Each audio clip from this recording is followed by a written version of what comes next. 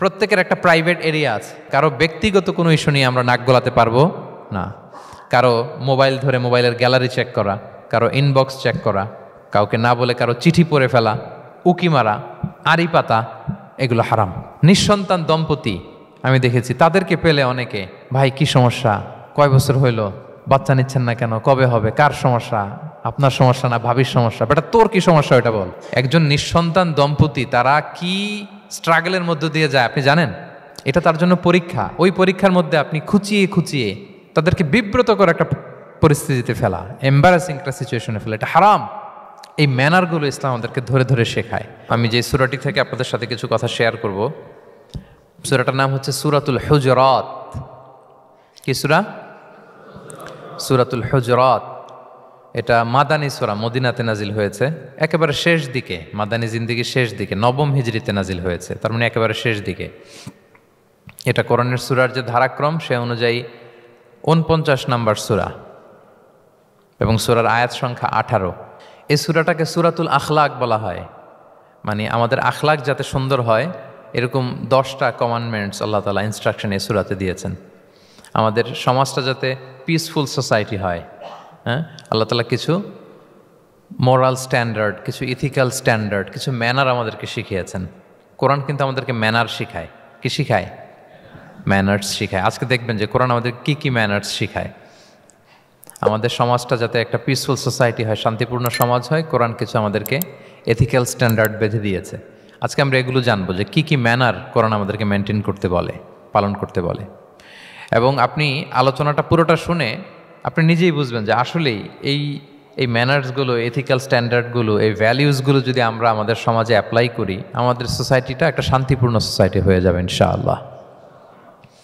তাহলে কি কি ইনস্ট্রাকশন আল্লাহ তাআলা দিলেন to make our society a peaceful society, আমরা এটা দেখব। 1 নম্বরে আল্লাহ তাআলা যে ইনস্ট্রাকশনটি দিয়েছেন, শুরুতে বলে রাখা ভালো, মৌলিকভাবে 10টি দিক নির্দেশনা আল্লাহ তাআলা দিয়েছেন আমাদের সমাজটাকে শান্তিপূর্ণ করার জন্য। 10টা ম্যানার আল্লাহ তাআলা শিখিয়েছেন। আওয়াজ করে বলেন তো মোট কয়টি নির্দেশনা? 10টি। আমরা গুনে গুনে সামনের দিকে আগাবো। 1 নম্বরে আল্লাহ তাআলা বললেন, ইয়া আইয়ুহাল্লাযীনা আমানু লা তুকদ্দিমু বাইনা ইয়াদাইল্লাহি ওয়া রাসূলিহি ওয়াত্তাকুল্লাহ ইন্নাল্লাহা সামিউন আলীম। ওহে বিশ্বাসীরা, তোমরা আল্লাহ আল্লাহর রাসূল তোমাদেরকে যা করতে বলে এইটার চেয়ে বেশি অ্যাডভান্স হয়েও না, অতটুকুতেই থাকো, ওটাতেই কল্যাণ, ওটাতেই বরকত। আল্লাহ আল্লাহ রাসূলের চাইতে বেশি বোঝা যাবে না, ওনারা যেটা বলেছেন এটাই ফাইনাল। মা কানা লিমুমিনিন ওয়ালা মুমিনাতিন ইযা কাদাল্লাহু ওয়া রাসূলুহু আমরান আইয়াকুনা লাহুমুল খিয়ারাতু মিন আমরিহিম। আল্লাহ আল্লাহ রাসূল যদি আমাদেরকে কোনো নির্দেশনা দেয়, তখন কোনো বিশ্বাসীর জন্য এটা মানলেও চলে, না মানলেও চলে, এরকম ভাবা যাবে? আল্লাহ রাসূলের পক্ষ থেকে, আল্লাহর পক্ষ থেকে একটা আদেশ আসছে, এখন এই আদেশ আপনি মানলেও হয়, না মানলেও হয়, এরকম নাকি ব্যাপারটা বলেন তো? বরং মানতেই হবে। বরং কি? মানতেই হবে। এটা কম্পালসারি, এটা অপশনাল না। তাহলে সমাজকে শান্তিপূর্ণ করার 1 নাম্বার গাইডলাইন হচ্ছে আল্লাহ রাসূলের পক্ষ থেকে যে নির্দেশনা আসবে এটা আপনাকে কম্পালসারি টু অ্যাবাইড বাই, এটা মানতেই আপনাকে হবে। এবং রাসূল সাল্লাল্লাহু আলাইহি ওয়াসাল্লাম যেটা শিখিয়েছেন ওইটাই স্ট্যান্ডার্ড, এর চেয়ে আর ভালো করা যায় না। এক সাহাবী বেশি ইবাদত করতে যেয়ে বললেন যে আমি আজ থেকে সারা রাত তাহাজ্জুদ করব, রাতে আর ঘুমাবো না। আরেক সাহাবী বললেন আমি সারা বছর রোজা রাখবো, আমি আর রোজা ভাঙবো না। আরেক সাহাবী বলে আমি আমার স্ত্রীদের কাছে যাব না, আমি সন্ন্যাসী জীবনযাপন করব। তো রাসূল সাল্লাল্লাহু আলাইহি ওয়াসাল্লাম শুনে অপছন্দ করলেন, বললেন তোমরা নাকি এমন এমন বলেছ, আমি তো বিশ্বনবী রাহমাতাল লিল আলামিন, আল্লাহর হাবিব, আমি তো কোনো দিন রোজা রাখি, আবার কোনো দিন রাখি না, সোম বৃহস্পতিবারে রাখি, অন্যান্য দিন তো রাখি না। আবার রাতে আমি ঘুমাই, আবার তাহাজ্জুদও পড়ি, আবার আমি স্ত্রীদের সাথেও মেলামেশা করি। তো আমার এই ব্যালেন্স লাইফ লিড করেও তো আমি আল্লাহর শ্রেষ্ঠ হতে আমার কোনো সমস্যা হয় নাই, তোমাদের কি সমস্যা হলো? সুবহানাল্লাহ। দেখেন, ইসলাম খুব ব্যালেন্সড অ্যাপ্রোচে বিশ্বাস করে, ভারসাম্যপূর্ণ জীবন বিধান।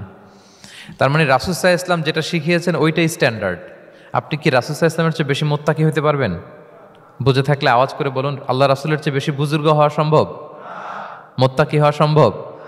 আল্লাহওয়ালা হওয়া সম্ভব? তিনি যেটা শিখিয়েছেন ওইটাই স্ট্যান্ডার্ড। তাহলে প্রথম দিক নির্দেশনা হচ্ছে আল্লাহ আল্লাহ রাসূলের চেয়ে বেশি বোঝা চলবে। ওনারা যে নির্দেশনা দিয়েছেন সেটা মানলেই জীবনের সুখ, সেটা মানলেই কি 1 নম্বর গাইডলাইন। সমাজ যদি শান্তিপূর্ণ সমাজ আমরা পেতে চাই, পিসফুল সোসাইটি যদি পেতে চাই, 2 নম্বর গাইডলাইন হচ্ছে আল্লাহ তাআলা বলছেন, ইয়া আইয়ুহাল্লাযীনা আমানু লা তারফাউ আসওয়াতাকুম ফাওকা সাওতিন নাবী ওয়া লা তাজহারু লাহু বিল কওলি কাজাহরি বা'দিকুম লিবা'দিন আন তাহবাতা আ'মালুকুম ওয়া আনতুম লা তাশউরুন। ওহে বিশ্বাসীরা, নবীর কণ্ঠের চাইতে তোমাদের কণ্ঠকে উঁচু করো না, খবরদার। যদি করো, নিজেরা নিজেদের সাথে যেভাবে কথা বলো, নবীর সাথে যদি এভাবে কথা বলো, তাহলে তোমাদের সব আমলগুলোকে বাতিল করে দিবে কে? এই আয়াত নাজিলের একটা প্রেক্ষাপট আছে। বনু তামিম গোত্রের লিডার কে হবে এটা নিয়ে ডিসকাশন হচ্ছিল। তো আবু বকর রাদিয়াল্লাহু তাআলা আনহু বললেন, আমি চাই উনি হোক লিডার। ওমরে ফারুক বলে, না না না, উনি না, আপনি বুঝতে পারেন নাই, আমি চাই ইনি হোক।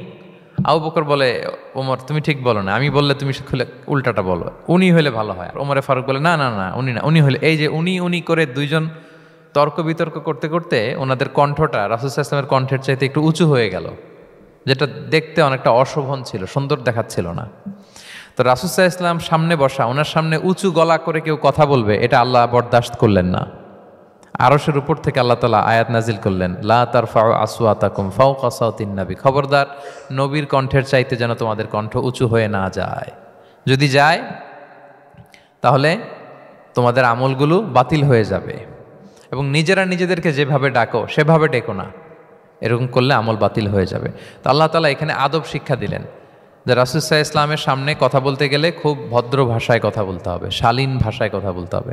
মজার ব্যাপার হচ্ছে, আপনারা জানেন কিনা জানি না, যারা হজ উমরা করেছেন আপনারা দেখবেন যে রাসূল সাল্লাল্লাহু আলাইহি ওয়াসাল্লামের পবিত্র কবরের উপর এই আয়াতটা এখনও লেখা আছে যে লা তারফাউ আসওয়াতাকুম ফাওকা সাওতিন নবী, নবীর কণ্ঠের চাইতে যেন কণ্ঠ উঁচু হয়ে না যায়। এজন্য দেখবেন যে যারা রাসূল সাল্লাল্লাহু আলাইহি ওয়াসাল্লামের কবর জিয়ারত করতে যায়, ওনারা কবরের সামনে যে ধৈর্য ধারণ করতে পারে না, বুক ফেটে কান্না আসে যে আজীবন যে নবীর কথা শুনলাম, যে নবীর হাদিস শুনলাম, যে নবীকে আমি এত ভালোবাসি, যে নবী আমার জন্য সুপারিশ করবেন, যে নবী আমাকে হাউজে কাউসারের পানি দিবেন, সেই নবী এখানে শুয়ে আছে। এটা ভাবতেই মুমিন হৃদয়ে বাঁধ ভাঙা কান্নার জোয়ার আসে, হাউমাউ করে কাঁদতে ইচ্ছে করে, কিন্তু ওখানে আওয়াজ করা যায় না, কারণ ওখানে লেখা লা তারফাউ আসওয়াতাকুম ফাওকা সাওতিন নবী, নবীর দরবারে বড় গলায় আওয়াজ করে কোনো শব্দ উচ্চারণ করা যাবে না। খুব ভদ্র বিনম্র চিত্তে রাসূল সাল্লাল্লাহু আলাইহি ওয়াসাল্লামের রওজার সামনে দাঁড়িয়ে আমরা সালাম পাঠ করি।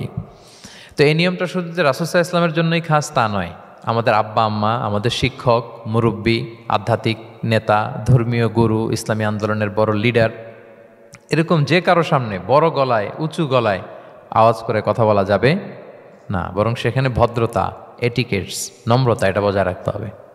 এটা বুঝতে পেরেছেন? হ্যাঁ।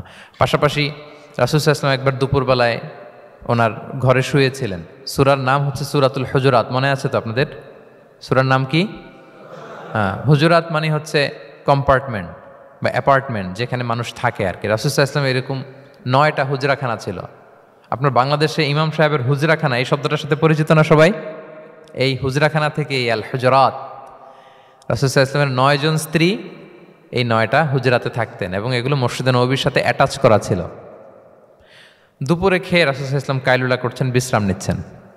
হঠাৎ কিছু বেদুইন লোক, যাদের মধ্যে সভ্যতার ছোঁয়া লাগেনি, তারা এসে রাসূল সাল্লাল্লাহু আলাইহি ওয়াসাল্লামকে ডাকতে আরম্ভ করলো, ইয়া মুহাম্মদ উখরুজ ইলাইনা, ইয়া মুহাম্মদ উখরুজ, এই মুহাম্মদ বেরো বেরো, কথা আছে, এই মুহাম্মদ বেরো বেরো। মানে কেমন যেন বন্ধুরে ডাকতেছে, মনে হচ্ছে বন্ধুকে ডাকতেছে। আল্লাহ তাআলা এটা বরদাস্ত করলেন না, বললেন খবরদার, নিজেরা নিজেদেরকে যেমনে ডাকো, নবীকে যদি অমনে ডাকো, তোমার ঈমান আমল সব বাতিল হয়ে যাবে, খবরদার, সব বাতিল হয়ে যাবে। বরং ওনাকে যখন সম্বোধন করবে তখন ডাক দিবে খুব ভদ্র ভাষায়, বলতে হবে ইয়া নবী আল্লাহ, ইয়া রসুল আল্লাহ, ইয়া হাবিব আল্লাহ, এরকম ভদ্রোচিতভাবে রাসূল সাল্লাল্লাহু আলাইহি ওয়াসাল্লামকে ডাকতে হবে। তাহলে রাসূলের সামনে কণ্ঠ উঁচু করার কারণে আল্লাহ তাআলা এই আয়াত নাজিল করলেন, এবং এই আয়াত নাজিলের পরে ওমরে ফারুক রাদিয়াল্লাহু তাআলা আনহু এত ভয় পেলেন। এরপরে রাসূল সাল্লাল্লাহু আলাইহি ওয়াসাল্লামের সামনে কথা বলতে গেলে উনি এত আস্তে কথা বলতেন, ওই যে বেশি জোরে যদি কথা বলে তাহলে আমার সব আমল বাতিল হয়ে যাবে, এত আস্তে বলতেন। রাসূল সাল্লাল্লাহু আলাইহি ওয়াসাল্লাম জিজ্ঞেস করা লাগতো, ওমর কি বললে, আবার বলো তো, একটু জোরে বলো ওমর, আরেকটু জোরে বলো, আরেকটু জোরে বলো। সুবহানাল্লাহ। মানে এত মিন মিন করে, এত ক্ষীণ ক্ষীণ শব্দে ওমর ফারুক কথা বলতে লাগলেন যে রাসূল সাল্লাল্লাহু আলাইহি ওয়াসাল্লামের বুঝতে কষ্ট হচ্ছিল কথা। তখন তিনি বলতেন, ওমর আরেকটু জোরে বলো না, কি বললে বুঝলাম না, আরেকটু জোরে বলো। ওনারা এতটা ভয় পেয়েছিলেন এই আয়াত নাজিল হওয়ার পরে। তাহলে 2 নাম্বার ইনস্ট্রাকশন হচ্ছে মুরব্বী, শিক্ষক, ওস্তাজ, ধর্মীয় গুরু, আধ্যাত্মিক নেতা, ইসলামী আন্দোলনের বড় নেতা, এরকম রেসপেক্টেড কারো সামনে উচ্চবাচ্য করে কথা বলা উচিত না। এটা আদবের খেলাফ, শিষ্টাচারের খেলাফ। আর আমরা বলেছি এই সূরাটা আমাদের শিষ্টাচার নিয়ে কথা বলে, সামাজিক রীতিনীতি, শিষ্টাচার, এটিকেটস নিয়ে কথা বলে। তাহলে এই যে দুইটা ইনস্ট্রাকশন গেল। 3 নম্বর ইনস্ট্রাকশন হচ্ছে আল্লাহ তাআলা বলেন, ইয়া আইয়ুহাল্লাযীনা আমানু, ওহে বিশ্বাসীরা, ইন জাআকুম ফাসিকুম বিনাবাইন ফাতাবায়ানু, কোনো পাপাচারী যদি কোনো নিউজ নিয়ে আসে, বিশ্বাস করার আগে নিউজটা যাচাই করে নিও। আন তুসিবু কওমান বিজাহালাতিন ফাতুসবিহু আলা মা ফাআলতুম নাদিমিন, যদি তোমরা বিশ্বাস করে ফেলো তাহলে কোনো কওমের উপর হয়তো এমন ডিসিশন নিয়ে নিতে পারো যে ডিসিশনের কারণে পরে তোমাদেরকে পস্তাতে হবে। তাহলে 3 নম্বর ইনস্ট্রাকশন হচ্ছে নিউজ একটা শুনলেই বিশ্বাস করা যাবে, এটাকে ভেরিফাই করতে হবে। কি করতে হবে? You have to verify and cross check the authenticity of the news. নিউজটা সঠিক কিনা আপনাকে ক্রস চেক করতে হবে, শুনলেই বিশ্বাস করা যাবে না। এটা বর্তমান সময়ের সাথে অনেক বেশি প্রাসঙ্গিক। এত হোক্স নিউজ এখন, এত রুমার্স, এত ফেক নিউজ সোশ্যাল মিডিয়াগুলোতে, ইভেন মেইন স্ট্রিম মিডিয়াও যা প্রচার করে সবই যে আপনি বিশ্বাস করতে পারবেন তাও না, ওইটাও একটু ক্রস চেক করে নিতে হবে। এদেরও কিছু প্রোপাগান্ডা থাকে আবার, হ্যাঁ, এরাও নিউজকে এমনভাবে অনেক সময় করে তাদের সুবিধার্থে। সো আপনার চোখ কান খোলা রেখে অনেকগুলো নিউজ একসাথে মিলিয়ে তারপরে বিশ্বাস করতে হবে। কিন্তু আমাদের সরল মনা অনেক ভাইদের যেটা হয়, ফেসবুকে একটা কিছু দেখি আমরা মনে করি যেটা সঠিক, ফলে কি করি? শেয়ার দিয়ে ফেলি। কি করি? শেয়ার দেই। আবার আপনার বন্ধুরা শেয়ার দেয়, ফলে মুহূর্তে একটা রুমর, একটা গুজব ছড়িয়ে পড়ে সমাজে। কিন্তু আদতে এটার সাথে কোনো মিলই নাই বাস্তবতার। এরকম হয় কি হয় না বলেন তো? দেখেন ইসলাম কত সুন্দর একটা নিউজকে ভেরিফাই করার জন্য আমাদেরকে নির্দেশ দিয়েছে। ফাতাবাইয়ানু মানে ক্রস চেক করো। কোনো সংবাদ আসলেই চিলে কান নিয়ে গেছে শুনলে চিলের পেছনে দৌড় দিবেন নাকি? না, আগে প্রথমে কি করবেন? একটু দেখে নিতে হবে যে আসলে কি কান নিয়ে গেল না রয়ে গেল। এই আয়াত নাজিলের একটা প্রেক্ষাপট আছে, সেটা কি? 5ম হিজরিতে বনুল মুস্তালিকের যুদ্ধে যখন আল্লাহ হাবিব ইসলাম জয়লাভ করলেন, বনুল মুস্তালিকের সবাই মুসলিম হলো। রাসূল ইসলাম তাদেরকে দিনের দাওয়াত শিখিয়ে বললেন, বছর শেষে তোমাদেরকে জাকাত পে করতে হবে, আর জাকাতের এই টাকা নেয়ার জন্য আমি একজনকে পাঠাবো বছর শেষে। তো বছর শেষে তিনি বনুল মুস্তালিকের যে লিডার হারিস ইবনে মিরারের কাছে আল ওয়ালিদ ইবনে উকবা নামে জাকাতের কালেক্টর এক সাহাবীকে তিনি পাঠালেন যে যাও তুমি যে জাকাত নিয়ে আসো। তো উনি গেলেন। উনি আসবেন শুনে বনুল মুস্তালিকের সবাই পল্লী থেকে বের হয়ে মরুভূমির মাঝখানে তলোয়ার নিয়ে, ঘোড়া টোরা নিয়ে তাকে ওয়েলকামিং রিসেপশনের জন্য, রেড কার্পেট রিসেপশনের জন্য সবাই দাঁড়ায় আছে যে নবীর সাহাবী আসবে, জাকাত কালেক্ট করতে, আমরা জাকাত দিব। এখন ওই সাহাবী যখন গেলেন, সবাইকে এরকম ঘোড়া তলোয়ার এরকম সাজসজ্জা নিয়ে দাঁড়ায় থাকার কারণে উনি ভয় পেয়ে গেলেন। উনি ভাবছে আমাদের মনে হত্যা করার জন্য দাঁড়ায় আছে। উনি আর এটা ঠিকঠাক না জেনে অ্যাবাউট টার্ন ফিরে গেলেন মদিনায়, যে বলে ইয়া রাসূলুল্লাহ, বনুল মুস্তালিক তো সব মোরতাদ হয়ে গেছে, এরা তো আর মুসলিম, এরা তো আমাকে মারার জন্য সব দাঁড়ায় আছে। আসলে বলেন তো কথাটা কি সত্য না মিথ্যা? একেবারে মিথ্যা। রাসূল সাল্লাল্লাহু আলাইহি ওয়াসাল্লাম এই কথা শুনেই বিশ্বাস করলেন সরল মনে। বিশ্বাস করেই খালিদ ইবনে ওয়ালিদ রাদিয়াল্লাহু তাআলা আনহুকে বললেন, অ্যাটাক বনুল মুস্তালিক, বনুল মুস্তালিকে অভিযান পরিচালনা করো। সাথে সাথে আল্লাহ বললেন, নবী রাখেন, আস্তে অ্যাটাক করেন, একটু থামেন নবী, একটু রাখেন। আপনি যার কাছ থেকে শুনেছেন সে মিথ্যা বলেছে, অসত্য কথা বলেছে, আসলে ঘটনা এমন নয়। আজকে তার কথার উপর বেস করে আপনি যে খালিদ ইবনে ওয়ালিদকে অভিযান পরিচালনা করতে বললেন, সে যে যদি অ্যাটাক করে কয়েকজনকে হত্যাও করে ফেলতো, এই যে রক্তপাত হতো, ব্লাডশেড, এটার দায় কিন্তু আপনি এড়াতে পারতেন, কারণ আপনি আদেশ দানকারী। আল্লাহ রাসূল সাল্লাল্লাহু আলাইহি ওয়াসাল্লামকে থামালেন আল্লাহ তাআলা আয়াত নাজিল করে যে আপনি ক্রস চেক করেন। পরে রাসূল সাল্লাল্লাহু আলাইহি ওয়াসাল্লাম ক্রস চেক করে লোক পাঠিয়ে জানলেন যে না, এমন কিছুই নয়, তারা কেউ মোরতাদ হয় নাই, সবাই তারা মুসলিমই আছে, তারা ওয়েলকামের জন্য আসছিল, উনি ভাবছে যে ওনাকে হত্যা করার জন্য দাঁড়ায় আছে। তাহলে চিন্তা করছেন যুগে যুগে এই সমস্যা আছে না নাই বলেন? রাসূল সাল্লাল্লাহু আলাইহি ওয়াসাল্লামের জীবনীতে এই ঘটনা ঘটিয়ে আমাদের চোখে আঙ্গুল দিয়ে আল্লাহ তাআলা বোঝাতে চাইলেন যে কোনো নিউজ আসলেই এটা ভেরিফাই না করে বিশ্বাস করা যাবে না। যত মেইন স্ট্রিম মিডিয়া হোক, ওটা শুনলে আপনি আরও আপনার সোর্স থেকে আপনি একটু জানবেন, এরপরে আপনি বিশ্বাস করবেন। নাকি বিশ্বাস না করে শেয়ার দিবেন? আপনি কি জানেন যে একটা কথা শুনেই ক্রস চেক না করে অ্যাকশনে যাওয়াতে কত পরিবার ভেঙে যায়, কত সম্পর্ক ভেঙে যায়? আমাদের মধ্যে এই প্রবণতা আছে। আপনার ছেলের ব্যাপারে একজন একটা কথা বললো, এসে ছেলের মারপিট, জিজ্ঞেসও করেন না এটা। আপনার মেয়ের ব্যাপারে একজন এসে একটা বাজে কথা বলছে, এসেই আপনি মেয়ের সাথে খারাপ আচরণ, আপনার ওয়াইফের ব্যাপার একজন বললো আর কি যে ভাই আপনি এখানে ভাবিকে তো দেখলাম ওইখানে আরেকজনের সাথে, আপনি এসেই আপনার স্ত্রীর উপর চড়াও অথবা গায়ে হাত তুললেন, তো হতে পারে যে ওই ওই ভদ্রলোক অন্য কোনো মহিলাকে দেখেছে যে দেখতে আপনার স্ত্রীর মতো, এরকম হতে পারে কি পারে না বলেন? তো এই যে আপনি ক্রস চেক না করে, ভেরিফাই না করে যে অ্যাকশনে গেলেন, এতে সমস্যা হবে না সমাজে? পরিবার ভাঙে, সমাজে সম্পর্ক নষ্ট হয়, কলহ বাঁধে। এই জন্য আল্লাহ তাআলা বলেন যে সোসাইটিটাকে যদি পিসফুল করতে চাও, ইদা জাআকুম ফাসিকুম বিনাবাইন ফাতাবায়ানু, নিউজ আসলেই বিশ্বাস করো না, you have to cross check, you have to justify and you have to verify the news. মনে থাকবে? তাহলে আজকে থেকে ফেসবুকে একটা পেলে আমরা কি করব? শেয়ার দিয়ে দিব। কি শেয়ার দিবেন না? কি করব? যাচাই বাছাই করব, ক্রস চেক করব। এখন অবশ্য ক্রস চেক করার জন্য কিছু কিছু প্ল্যাটফর্ম বেরিয়েছে, তারা অবশ্য যেগুলো খুব বেশি ছড়িয়ে পড়ে নিউজ, সেগুলো যদি ভুল হয় তারা ক্রস চেক করে তারা সামাজিক সচেতনতা তৈরি করে। তো আমরা প্রত্যেকেই দায়িত্বশীল হলে এই গুজবগুলো স্প্রেড করা থেকে আমরা বিরত থাকতে পারি। নিউজ শুনলেই আমরা এখন বিশ্বাস করব না, আগে ক্রস চেক করে নেব, তা না হলে আমরা বিপদে পড়তে পারি। কি বলেন? এমন কোনো কাজ করে ফেলতে পারি যেটার কারণে পরে লজ্জিত হব, তো আমরা আগে থেকেই সাবধান হয়ে যাই। 4 নম্বরে আল্লাহ তাআলা বললেন ওয়া ইন তাইফাতানি মিনাল মুমিনিনা ক্তাতালু ফাআসলিহু বাইনাহুমা, বিশ্বাসীদের মধ্যে 2 গ্রুপ যদি মারামারি লাগে তাহলে তুমি মিলিয়ে দাও, ইসলাহ করো, ইসলাহু যাতিল বাইন, মিলিয়ে দাও, মীমাংসা করে দাও, বিরোধ নিষ্পন্ন করে দাও। অনেক সময় হয় না যে 2 ভাই ঝগড়া লেগেছে, 2 বন্ধু ঝগড়া লেগেছে, অথবা স্বামী স্ত্রীর মধ্যে কোনো কারণে বিরোধ, 2 পার্টি ঝগড়া লাগছে, এরকম আছে না নাই? তখন ফাআসলিহু বাইনাহুমা, তাদের মধ্যে আপোষ মীমাংসা করে দাও, মীমাংসা করে দাও, ইসলাহ, রিকনসিলিয়েশন করো, ওয়ার্ক অ্যাজ এ মিডিয়েটর, মধ্যস্থতাকারী হিসেবে কাজ করো। তো আমরা সমাজে কি করি দেখেন তো, একটু মিলিয়ে নেন। 2 জন ঝগড়া লাগছে, আমরা কি করি? হ্যাঁ, কি করেন? আরো লাগিয়ে দেন, সর্বনাশ। তাই তো আপনাদের ওয়াজি করতেছি আমি না, তাদেরকে আরো ঝগড়ায় মাতিয়ে তোলা যাবে না, লাগিয়ে দেওয়া যাবে না, বরং ঝগড়া থামিয়ে দিতে হবে। কি করতে হবে? কয়েক জায়গায় কৌশল করে মিথ্যা বলা জায়েজ, সহিহ হাদিসে এসছে। এর মধ্যে একটা আছে 2 জন মানুষের মধ্যে সম্পর্ক নষ্ট, তাদের সম্পর্ক জোড়া লাগিয়ে দেওয়ার জন্য আপনি কৌশল করে মিথ্যা বলতে পারেন।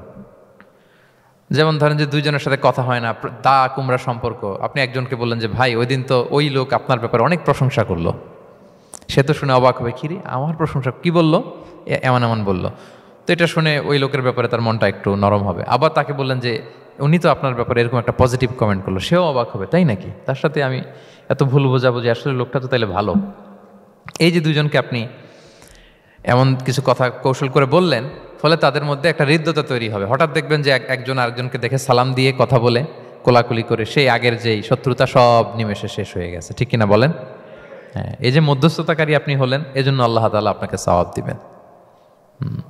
তাহলে বিবাদমান 2 গ্রুপ দেখলে আমরা আজ থেকে আরো ঝগড়া লাগিয়ে দিব না মিলিয়ে দিব?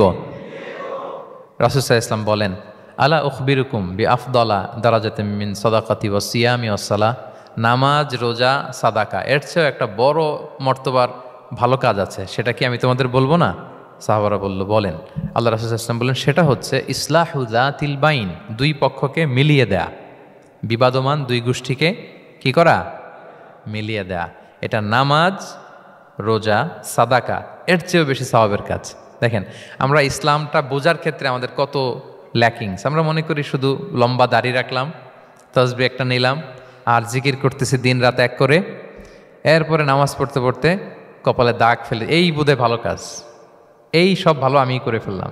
কিন্তু দেখেন রাসূল ইসলাম বলেছে না, সমাজে বিবাদমান 2টা গ্রুপকে যদি মিলিয়ে দাও, এটা নামাজ, রোজা, সাদাকার চেয়ে বেশি সওয়াব তুমি পাবে।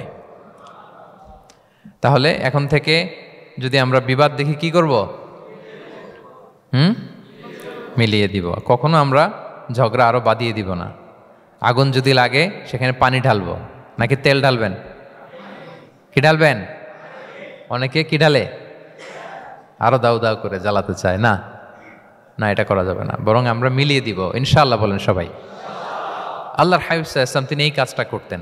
মক্কা থেকে মদিনায় গেলেন, মদিনায় আউস খাজরাজ 2টা গোত্র বছরের পর বছর যুদ্ধ উনি যেই মিলিয়ে দিলেন। রাসূল সাল্লাল্লাহু আলাইহি ওয়াসাল্লাম এই যে সংলাপ, তারপর রিকনসিলিয়েশন, মিডিয়েশন, মধ্যস্থতা, এগুলোতে এক্সপার্ট ছিলেন। যে যুদ্ধ থামে না, এই যুদ্ধ মিলিয়ে দিলেন। কত প্রাণ গেল এই যুদ্ধে, কিন্তু রাসূল সাল্লাল্লাহু আলাইহি ওয়াসাল্লাম যেই আউস খাজরাজ এখন ভাই ভাই হয়ে গেছে, ভাই ভাই করে দিলেন, ভ্রাতৃত্বের বন্ধনে ওনাদেরকে আবদ্ধ করে দিলেন আল্লাহর হাবিব সাল্লাল্লাহু আলাইহি ওয়াসাল্লাম।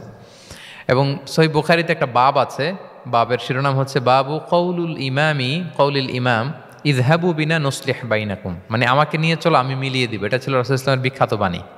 ঝগড়া একটা লাগছে, রাসূল সাল্লাল্লাহু আলাইহি ওয়াসাল্লাম বলতেন, আরে আমি আসি না, আমাকে নিয়ে যাও, আমি মিলাই দেবো।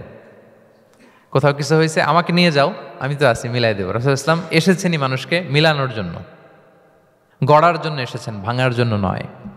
তাহলে 4 নাম্বার যেটা আমরা জানলাম যে বিবাদমান দুই পক্ষকে আমরা কি করব, মনে থাকবে? এই যে আমি শুরুতে বলেছিলাম যে একটা শান্তিপূর্ণ সমাজ যদি আপনি গড়তে চান, তাহলে এই 10টা ইনস্ট্রাকশনের কোনো বিকল্প নাই।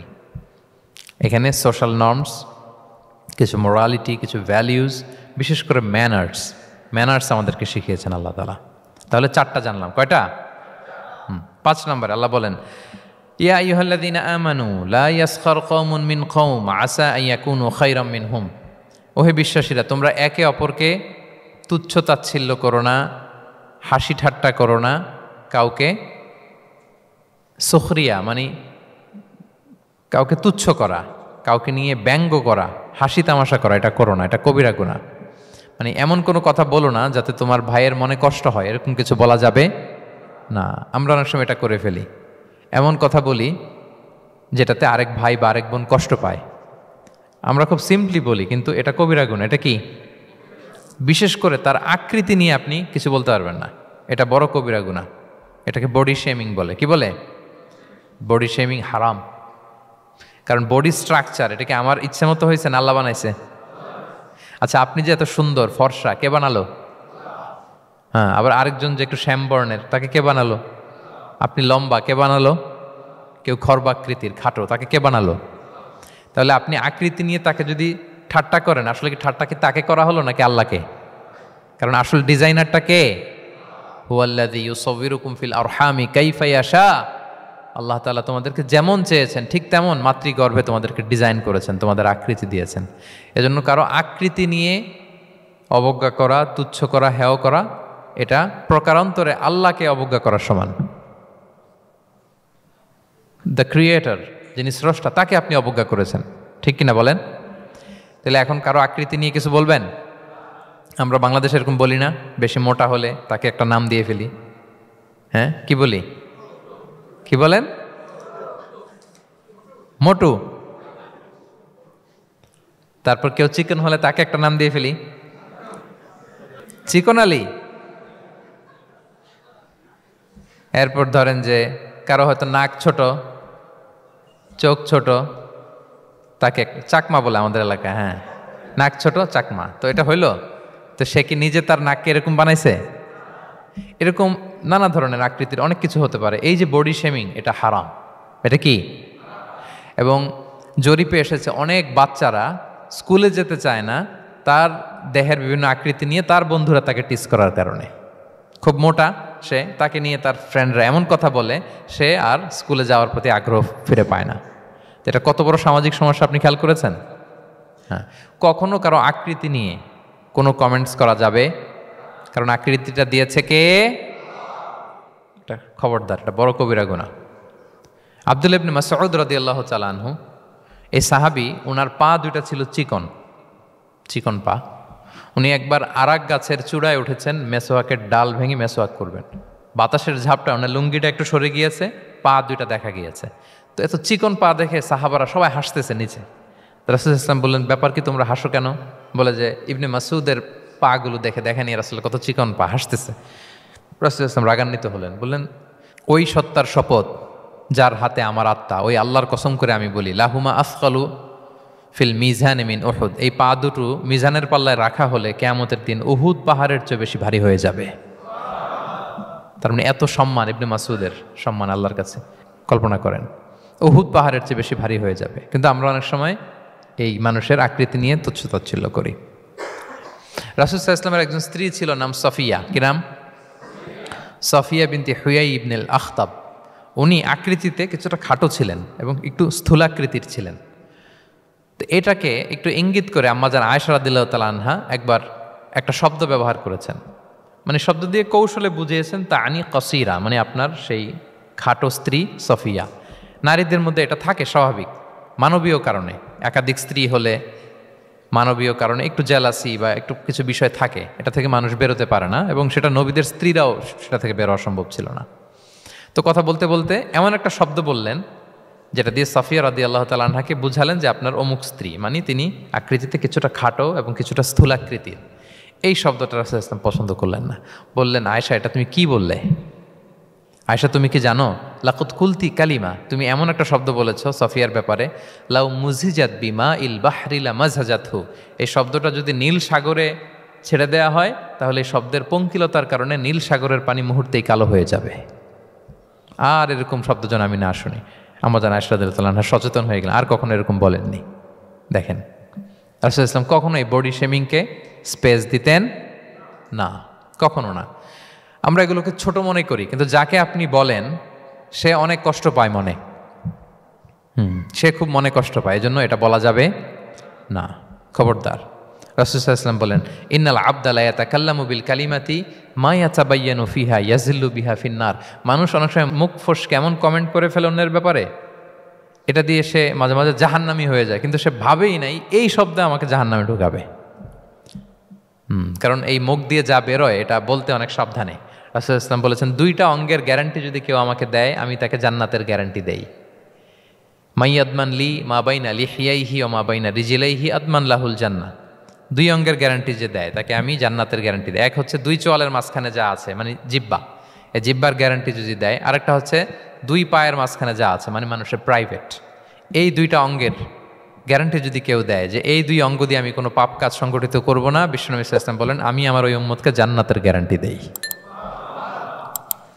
তাহলে তুচ্ছ তাচ্ছিল্য ঠাট্টা বিদ্রুপ করা যাবে না।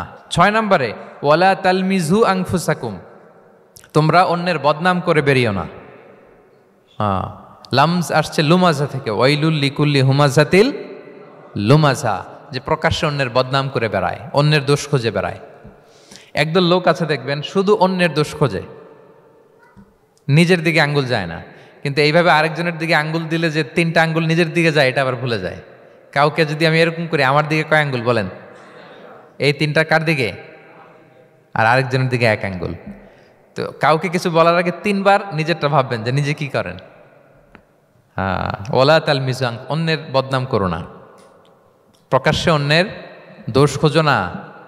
সবচেয়ে বুদ্ধিমান সে যে নিজের দোষ খোঁজে, নিজের সমালোচনা যে করতে পারে সেই সর্বাপেক্ষা বুদ্ধিমান। কিন্তু আমরা একদল আছে শুধু সমালোচনা, ওর এই সমস্যা, ওর এইটা, ওর ওর মানে তার দায়িত্ব হচ্ছে সবার সমস্যা বের করা। এরকম দায়িত্বপ্রাপ্ত কিছু লোক আছে না নাই? সবাই না, এগুলো থেকে আমাদের বেরিয়ে আসতে হবে। অন্যের দোষ খোঁজা বাদ দিতে হবে, দোষ খুঁজলে নিজের দোষ খুঁজতে হবে। আমরা আত্মসমালোচনা করবো, খেয়াল রাখবেন সবচেয়ে ভালো হচ্ছে আত্মসমালোচনা, সবচেয়ে ভালো কি? তারপরে মোটামুটি ভালো হচ্ছে আলোচনা, আর সবচেয়ে খারাপ হচ্ছে সমালোচনা। কিন্তু আমরা সবচেয়ে করি বেশি কোনটা? এটা চেঞ্জ করতে হবে, আত্মসমালোচনা বাড়াইতে হবে। আমি প্রায় একটা কথা বলি, small people talk about people, average people talk about things, great people talk about ideas. ছোট মনের মানুষ যারা, এরা মানুষ নিয়ে কথা বলে, এর এই সমস্যা ওর। মাঝারি ধরনের যারা, এরা বিভিন্ন বিষয় নিয়ে, ঘটনা নিয়ে কথা বলে। গ্রেট মাইন্ড যারা, এরা আইডিয়া নিয়ে কথা বলে, যে এই আইডিয়া ইমপ্লিমেন্ট করলে সমাজের এটা সমাধান হবে, এই আইডিয়া জেনারেট করতে পারলে এইটা কাজ হবে। তো এখন বলেন আপনি কি ছোট মনের মানুষ হবেন না বড় মনের? অন্যের দোষ খুঁজবো আর তাহলে কারটা খুঁজবো? ইনশাল্লাহ বলেন সবাই। কটা গেল? 7 নাম্বার ওয়ালা তানাবাজু বিল আলকাব, কাউকে মন্দ উপনামে ডেকো না। মন্দ উপনামে ডেকো না মানে কাউকে একটা বিশেষ নাম দিও না, তার নামটা সুন্দরভাবে ডাকো। নাম বিকৃতি করা কবিরা গুনাহ। নাম আপনি বলুন হুজুর এটা একটা কথা হইলো, নাম বিকৃতি করছি তো কি হয়েছে? এটা আপনার কাছে সমস্যা নাই। ধরেন যে ওই লোকের নাম আব্দুল্লাহ, আপনার কাছে আব্দুল্লাহ এটা সিম্পল, ধুর আব্দুল্লাহ একটা কিছু হইলো। কিন্তু যার নাম আব্দুল্লাহ তার কাছে এটা অনেক দামি। তার কাছে কি? কারণ এটা তার পরিচয় বহন করে। ধরেন যে আমার নাম কি? মিজান। আপনার কাছে মনে হয় আরে মিজান একটা নাম হইল, তা আমার কাছে তো এটা অনেক গুরুত্বপূর্ণ, কারণ এটা আমার পরিচয় বহন করে। এই নামে মানুষ আমাকে ডাকে, ফলে এটা আমার খুব আদরের, আমার কাছে বড্ড যত্নের, দরদের নামটা। আপনার কাছে নাও হইতে পারে। মানুষ প্রত্যেকে তার নিজের নামকে খুব পছন্দ করে। দেখবেন যে মানুষ কাগজ পেলে নিজের নামটা লেখে, সিগনেচার দেয় একটা, দেখবেন দেয়। এরপর দেখবেন যে সি বিচে ঘুরতে গেলে বালুর মধ্যে নিজের নামটা লিখে, দেখবেন লিখে। শুধু তাই না, লিখে আবার একটা লাভ আঁকে, লাভ চারদিকে আঁকে। কেন আঁকে? কারণ এই নামটা সে পছন্দ করে অনেক, এটা তার কাছে গুরুত্বপূর্ণ, আপনার কাছে নাও হতে পারে। এজন্য প্রত্যেকের নামটা তার কাছে খুব আদরের, যত্নের। তার নামটা আপনি সুন্দরভাবে বলবেন। নাম আপনি বিকৃত করতে পারবেন না। এটা কি গুনাহ? সগীরা কবিরা গুনাহ। এটা আমরা সমাজে করি, নাম বিকৃত করি। না, নাম বিকৃত করা যাবে না। ওয়ালা তানাবাযু বিল আলকাব, মন্দ নামে ডেকো না। আমাদের সমাজে এটা আছে। দেখবেন যে বাবা মা সুন্দর নাম রেখেছে আবু বকর, ওকে ডাকে বকইরা, আছে না এরকম? তারপর নাম রেখেছে ধরেন আব্দুল কুদ্দুস, ওকে ডাকে। নাম রেখেছে আব্দুল ওয়াক্কাস, ওকে ডাকে। এই বিকৃতি আপনি করতে পারবেন? কারণ কিয়ামতের দিন আপনার নাম ধরে, আপনার বাবার নাম ধরে ডাকা হবে। তুদআউনা ইয়াউমাল কিয়ামাতি বিআসমাইকুম ওয়া আসমাই আবাইকুম। কিয়ামতের দিন তোমার নাম, তোমার বাবার নাম, যখন আপনাকে ডাকবে ফেরেশতারা, আপনার নাম এবং আপনার বাবার নাম ধরে ডাকা হবে। এজন্য রাসূল সাল্লাল্লাহু আলাইহি ওয়াসাল্লাম বলেন, ফাআহসিনু আসমাক, তোমাদের নামগুলো সুন্দর রেখো, নাহলে সেই দিন ডাকবে বল্টুর ছেলে কল্টু দাঁড়াও, তখন এই কোটি কোটি মানুষের সামনে আপনি এই নাম নিয়ে দাঁড়াবেন আর লজ্জায় পড়বেন। আর যদি বলে আব্দুর রহমানের ছেলে আব্দুল্লাহ, আসো, কত সুন্দর। নামগুলো ভালো আলেম দিয়ে ক্রস চেক করে, কনসালটেশন করে এরপরে রাখবেন। আর কাউকে মন্দ নামে কখনো ডাকা যাবে না। তার বংশের কোনো খারাপ কিছু দিয়ে তাকে ডাকা যাবে না। ধরেন একজনের বাবা ছিল চোর, কিন্তু তার সন্তান সে সৎ মানুষ হইতে পারে না। এখন বাবার কথা কি আপনি চোরের পোলা বলে ডাকতে পারবেন? আপনি ডাকবেন না, বলতে পারবেন না, কারণ সে তো ভালো। তাহলে নাম বিকৃত করা, মন্দ উপনামে ডাকা, এটা কবিরা গুনাহ। এটা আমরা কখনো করব? মনে থাকবে প্রিয় ভাইরা? আচ্ছা, 8 নম্বরে আল্লাহ তাআলা বলছেন, ইয়া আইয়ুহাল্লাযীনা আমানু জিতানিবু কাসীরাম মিনায-যন, ওই বিশ্বাসীরা তোমরা ধারণা থেকে বেঁচে থাকো। ইন্না বা'দা-যন্নি ইসমুন, কিছু কিছু ধারণা আছে এটা পাপ। ধারণা, অ্যাজাম্পশন করে কথা বলা নিষেধ। ধারণার উপর বেস করে কথা বলা যাবে। অনেকে ধারণার উপর কথা বলে। বেশিরভাগ ধারণাই মিথ্যা হয়। ধারণার বেশিরভাগ কি হয়? সো আপনি ধারণা, বেসড অন ধারণা আপনি কোনো কথা বলতে পারবেন, মানে যেটাকে আমরা বাংলায় বলি আন্দাজে কথা বলা। বাংলা আমরা কি বলি? আন্দাজে আপনি কিছু বলতে পারবেন না, আপনাকে নিশ্চিত হইতে হবে। আমরা খালি চোখে যা দেখি, বাস্তবে ওই ঘটনা নাও হতে পারে এরকম।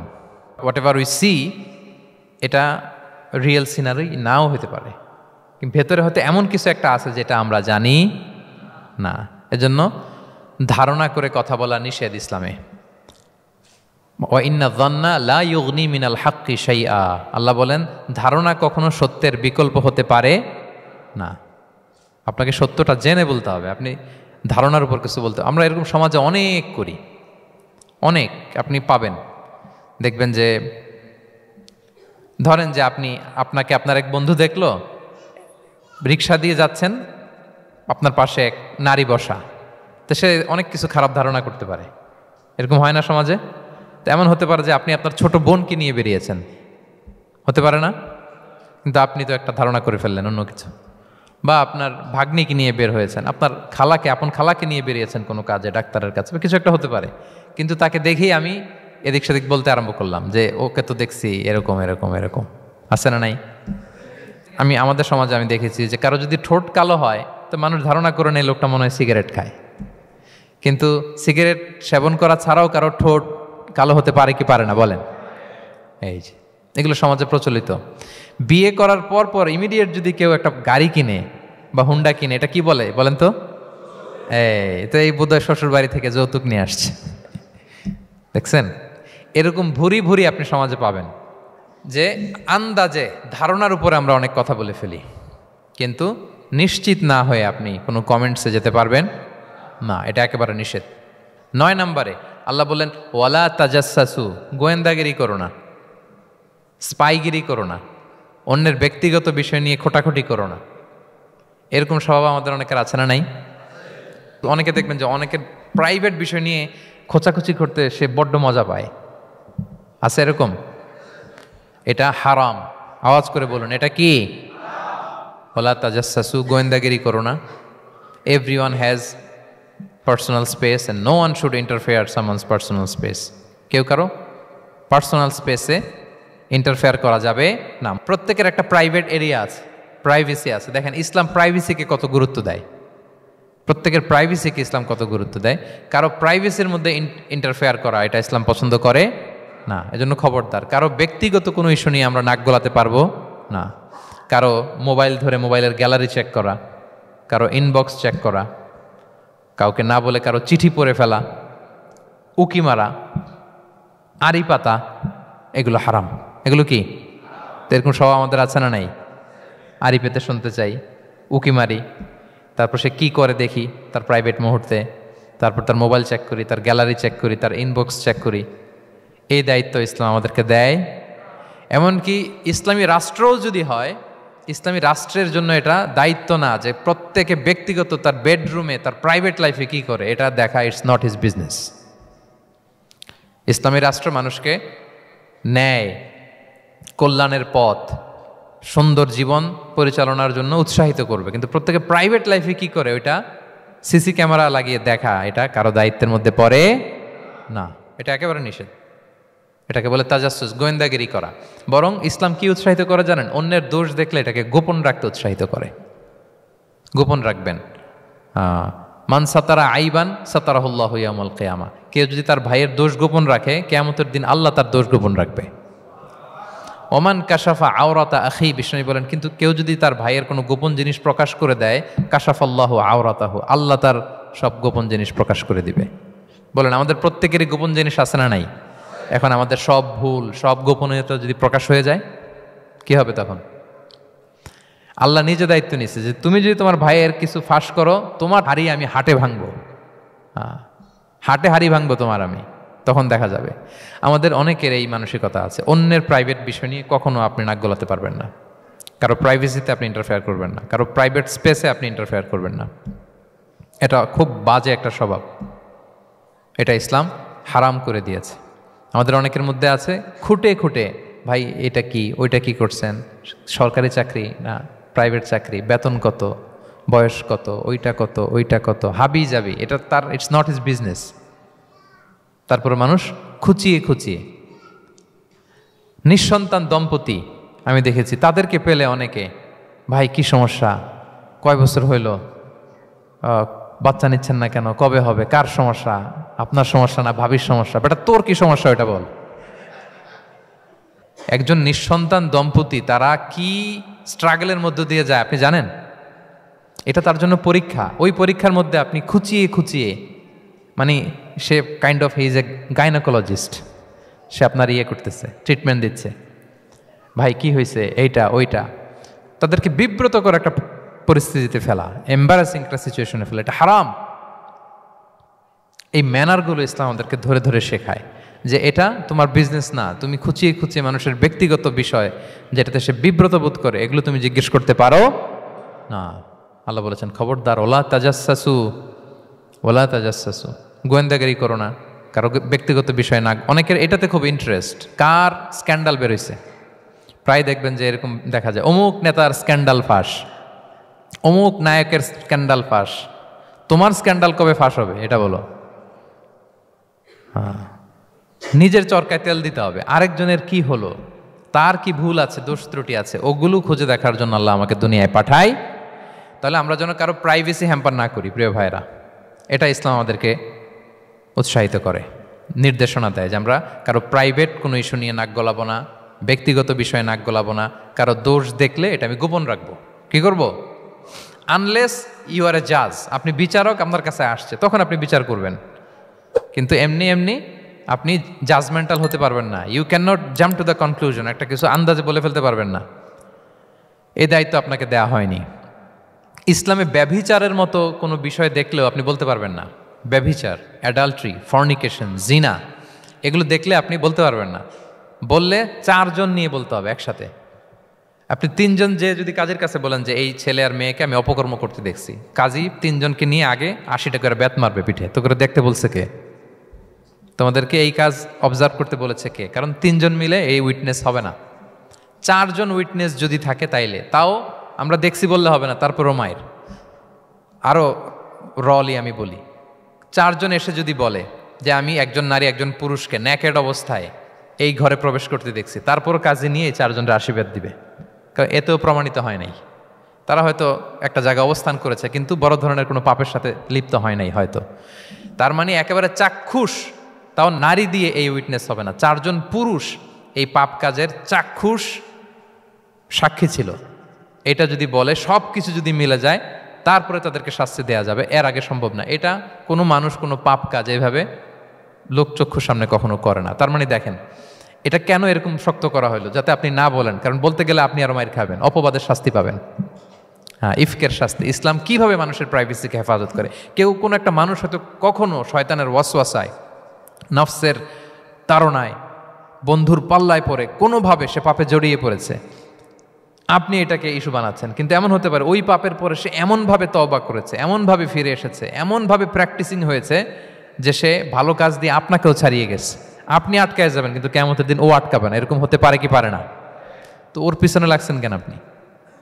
আপনি আপনার ইস্যু দেখেন, আপনি কতটা প্র্যাকটিসিং হতে পেরেছেন, আপনি কতটা শুদ্ধাচার আনতে পেরেছেন আপনার জীবনে, সেটা দেখতে হবে।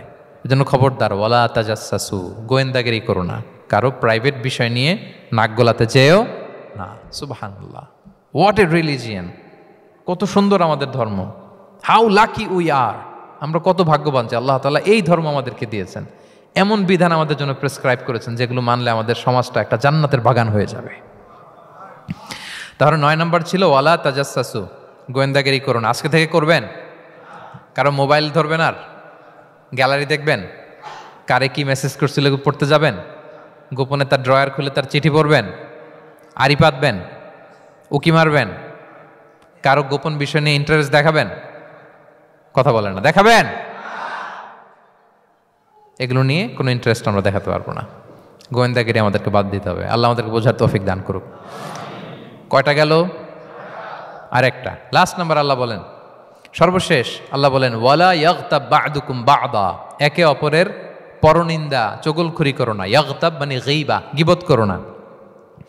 আইয়ুহিব্বু আহাদুকুম আইয়াকুলা লাহমা আখিহি মাইতান ফাকারিহতুম, তোমরা কি চাও যে তোমরা তোমাদের মৃত ভাইয়ের গোশত ভক্ষণ করবে? মানে যে ব্যক্তি গীবত করে সে যেন তার মৃত মরা ভাইয়ের পচা গোশত খায়। গীবত করা, গীবত কাকে বলে? রাসূল সাল্লাল্লাহু আলাইহি ওয়াসাল্লাম বলেন, গীবত হচ্ছে যিকরুকা আখাকা বিমা ইয়াকরাহু, তোমার ভাইয়ের অনুপস্থিতিতে তোমার ভাই সম্পর্কে এমন কিছু বলা যেটা শুনলে সে অপছন্দ করে, এমন কিছু বলা যেটা শোনা সে পছন্দ করে না। তো এক সাহাবী বলেন, ইয়া রাসূলুল্লাহ আফারাআইতা ইন কানা ফি মা আকুল, হে আল্লাহর রাসূল, আমার ভাইয়ের মধ্যে যদি আসলেই সেই সমস্যাটা থাকে তাইলেও কি গীবত হবে? রাসূল সাল্লাল্লাহু আলাইহি ওয়াসাল্লাম বলেন, আরে তাইলেই তো গীবত হবে। ওই দোষ যদি থাকে, ওটা তার অনুপস্থিতি যদি বলে বেরো তাইলেই তো গীবত হবে। আর ওই দোষ যদি না থাকে তাহলে তো অপবাদ হবে, এটা তো আরো বড় গুনাহ, ওটা তো বহতান। তাহলে এই গীবা ইংরেজিতে বলে ব্যাক বাইটিং। ইংরেজিতে কি বলে? এই ব্যাক বাইটিং, চগলখুরি বা পরনিন্দা, আরবিতে বলে গীবাত। এই গীবত আমরা করব না। কারো কিছু বলা থাকলে আপনি তাকে সরাসরি নাসিহাত করুন। আর দিন ওয়ান নাসিহা, দিন হচ্ছে উপদেশ দেয়া, শুভকামনা করা, তার প্রতি শুভকামনা করে আপনি তাকে বুঝান, সে হয়তো বুঝবে। কিন্তু আপনি তার অনুপস্থিতিতে তার নামে বাজে কথা, মন্দ কথা বলতে পারবেন? এটা অনেক বড় পাপ।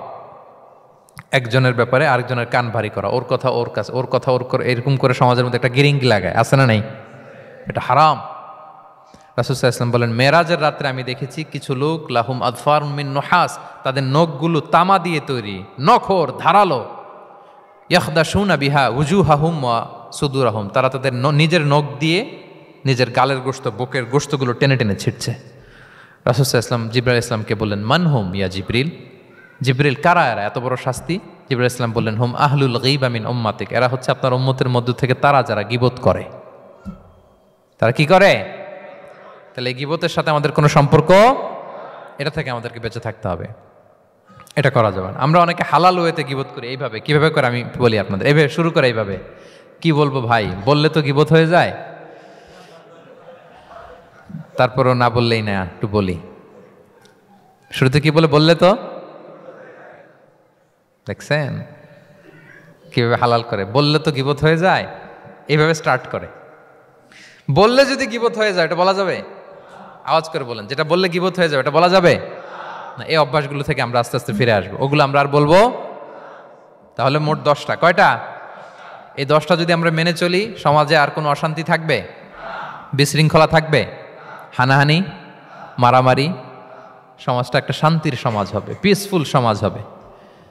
এই জন্য এই সূরাটাকে বলা হয় সামাজিক রীতিনীতির সূরা। সোশ্যাল এটিকেটস, সামাজিক রীতিনীতি আল্লাহ শিখিয়েছেন আমাদেরকে, ম্যানার শিখিয়েছেন।